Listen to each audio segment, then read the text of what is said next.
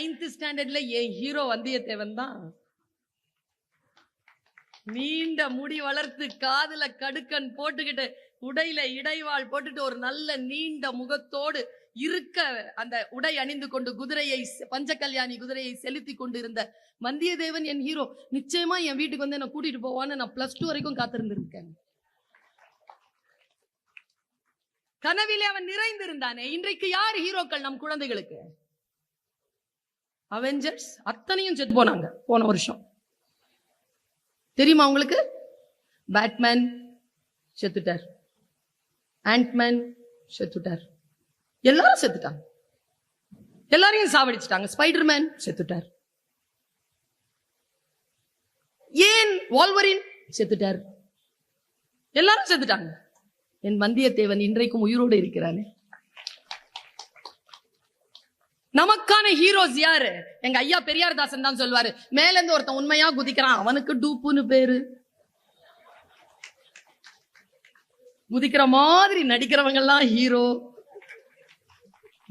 உண்மையா குதிக்கிறவனுக்கு 1000 ரூபாய் சம்பளம், குதிக்கிற மாதிரி நடிக்கிறவருக்கு ₹1 கோடி சம்பளம். இந்த நாடு உருப்படுமான்னு கேட்பார் அவரு. நம்முடைய ஹீரோக்களை நாம் எப்படி அவர்களுக்கு பதிய வைப்பது? போங்க, மொழிபெயர்ப்பு நூல்களுக்குள் போங்க. ரஷ்ய நூல்கள் நிறைய இருக்கின்றன, ஓஷோவின் நூல்கள் இருக்கின்றன, தந்தை பெரியாரின் நூல்கள் இருக்கின்றன, ஜெயமோகனின் நூல்கள் இருக்கின்றன, அழகிய பெரியவனின் நூல்கள் இருக்கின்றன. போங்க, தேடி புடிங்க. அம்பையினுடைய நூல், வீட்டில் மூரையில் சமையலறை எப்பவோ எழுதுனாங்க அந்த அம்மா. படிச்சிருங்க பெண்களே.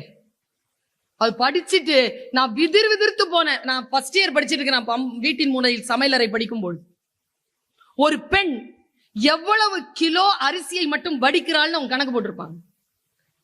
எவ்வளவு கிலோ நம்ம வந்து காய்கறிகளை வேக வைக்கிறோன்னு இங்க அனௌன்ஸ் பண்ணிட்டு இருக்கிறார்ல ஒரு தோழர். 6 மணிக்குங்க போன் பண்ணாருங்க. நான் சொன்னேன், என்கிட்ட இதெல்லாம் சொல்லாதீங்க, நான் மேடையில சொல்லிடுவேன். அவர் சொன்னாருங்க, வைஃபுக்கு போன் பண்றாரு, மேடம் 9:30க்கு வருவாங்க, நீ வீட்டுல இட்லி போட்டு. அந்த அம்மா சொல்றாங்க, நான் ப்ரோக்ராம்க்கு வரேங்க. அதான் அவங்க பேசி முடிப்பாங்கல்ல, அவங்க இங்க இருந்து வரதுக்குள்ள நீ வீட்டுல போய் ஒரு இட்லி போட்டு வச்சு. நான் தான் சொன்னேன், நீங்க போங்களேன், நீங்க போய் இட்லி போடுங்க. நான் நீங்க இட்லி போட்டா வேகாதா? இல்ல பர்வீன் சுல்தானா சாப்பிட மாட்டேனா? வர்றதே இல்ல, வர்றவங்களையும் இப்படி வீட்டுக்கு துரத்தி விட்டீங்கன்னா, ஆமா அவங்க பேசி முடிச்ச உடனே அவங்களுக்கு இட்லி போடுன்னு நான் இட்லி போட்டு ஓட்டுக்கிட்டேன், அவங்க இங்க வரட்டும், அப்புறமா அவங்கள பாத்துக்கிறேன், இப்படி சொல்லுவாங்க தானே. நாளும் கிழமையும் நலிந்தோருக்கு இல்லை, ஞாயிற்றுக்கிழமை பெண்களுக்கு இல்லை. கிடையாது. கொஞ்சம் அவர்களை புரிந்து கொள்வது, மனிதர்களை புரிந்து கொள்வது, குழந்தைகளின் மொழியை புரிந்து கொள்வது. குழந்தையின் மொழி, பெண்ணின் மொழி, ஒரு ஆணின் மொழி, ஒரு கணவனின் மொழி, தவிக்கக்கூடிய மாமன் மாமியின் மொழி, ஒரு தோழனின் மொழி, ஒரு காதலியின் மொழி புரிகிறதா நமக்கு? பெருமழை இரவு, படுக்கையில் நான், பெயரன் கேட்டான், தாத்தா காக்கா எங்கே தூங்கும்? குழந்தை மொழி.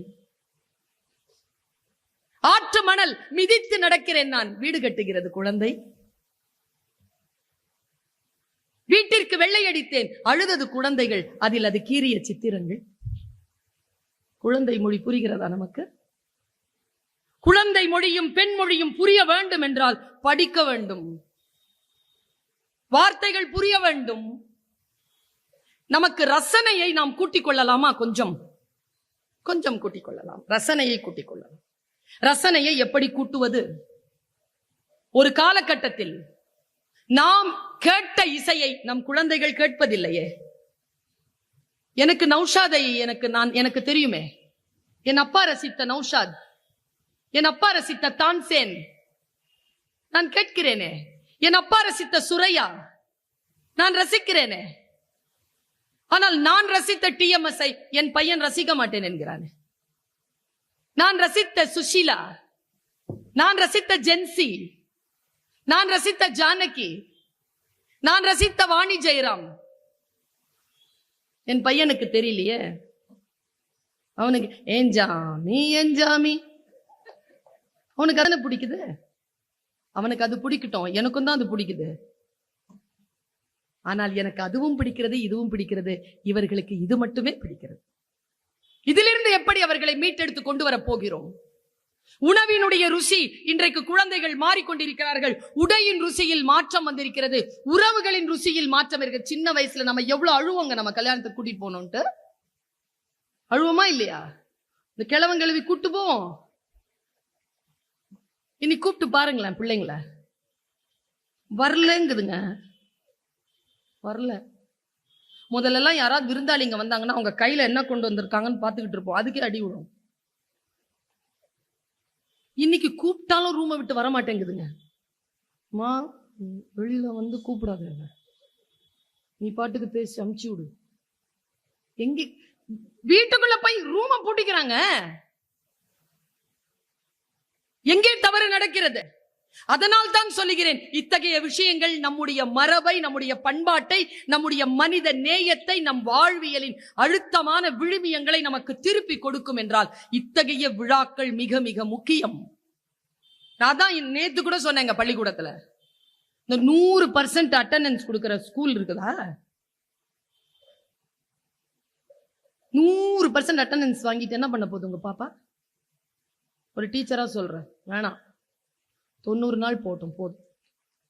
அந்த 10 நாளைக்கு சாவுக்கு கூட்டிட்டு போங்க, காது குத்துக்கு கூட்டிட்டு போங்க, திருவிழாவுக்கு கூட்டிட்டு போங்க, கோயிலுக்கு கூட்டிட்டு போங்க. உங்களுக்கு உடம்பு சரியில்லைன்னா உங்களுக்கு ஒரு வெந்நீர் வச்சு கொடுக்கறதுக்கு பழக்குங்க. அதுக்கு உடம்பு சரியில்லைன்னா அது கால் கையை அமுக்கி விட்டு அது கொஞ்சம் ரெஸ்ட் எடுக்கிறதுக்கு சொல்லி கொடுங்க. வேல்யூஸே இல்லாம வெறும் எதையோ நோக்கி ஓடிக்கொண்டிருக்கின்ற பொழுதுதான் நமக்கு இத்தகைய பாரம்பரியமான நம்முடைய சிந்தனையை தூண்டுகின்ற நிகழ்ச்சிகள் தேவைப்படுகின்றன. ரசனையை மாற்றுவது, நாக்கின் ருசியை, நான் ரொம்ப வீரியமா ஒரு வார்த்தை சொல்லுகிறேன், நீங்கள் மறந்து விட வேண்டாம். நம் நாக்கு எந்த ருசியை ருசிக்கிறதோ அந்த ருசி நம்மை யார் ஆட்சி செய்வது என்று தீர்மானிக்கிறது. நம் நாக்கின் ருசிதான் நம்மை, நம் ஆட்சியாளர்கள் யார் என்று நமக்கு காட்டுகிறது. சமீபத்தில் ரசனைன்னு ஒரு புத்தகத்தை படிச்சேங்க. எப்படி ஒரு விஷயத்தை வந்து நான் எப்படி என்னுடைய விஷயத்தை நான் எப்படி வெளியேற்றுறது? பாதை அழகாக இருந்தால் இலக்கு அவ்வளவு அழகாக இருக்காது. இலக்கு அழகாக இருந்தால் பாதையின் அழகை விசாரிக்காதீர்கள். சொல்லிக் கொடுங்க பிள்ளைக்கு, பாதையின் அழகை விசாரிக்காதே என்று சொல்லிக் கொடுங்கள். பல நேரங்களில் நாம் செய்யக்கூடிய மிகப்பெரிய பிழை என்ன என்று நான் சொல்றேன். மனதிற்கு என்று ஒரு சக்தி இருக்கிறது. என்னை இவ்வளவு வீரியமாக நிறுத்தி இருப்பது எது? என் மன எழுச்சி தான்.